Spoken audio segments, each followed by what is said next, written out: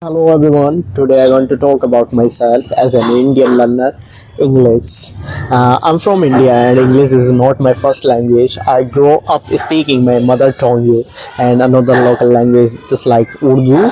So when I started learning English, it did not feel natural at first. It felt difficult, confusing and sometimes uncomfortable. That's why I'm unable to speak. In India, English is everywhere in education, in exam, in interview, in books and the internet.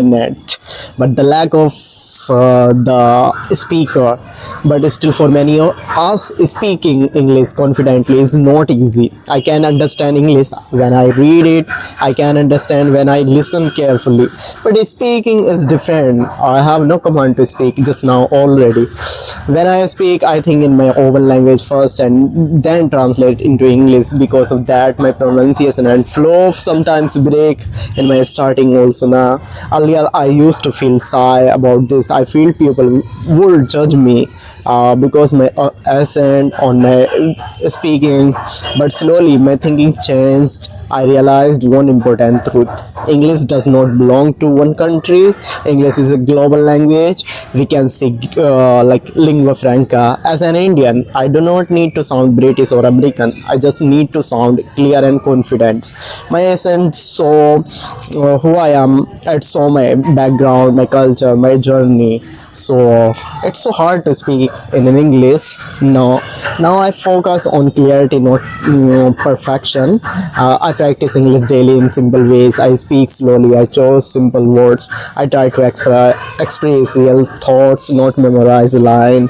And sometimes I mix my emotion, but keep it going. I remind myself that many success people speak English with a different accent. What matters is communication. So it doesn't matter how you speak. Being an Indian English speaker, it not a weakness. It is a strength. We understand multiple language just like I'm now five language.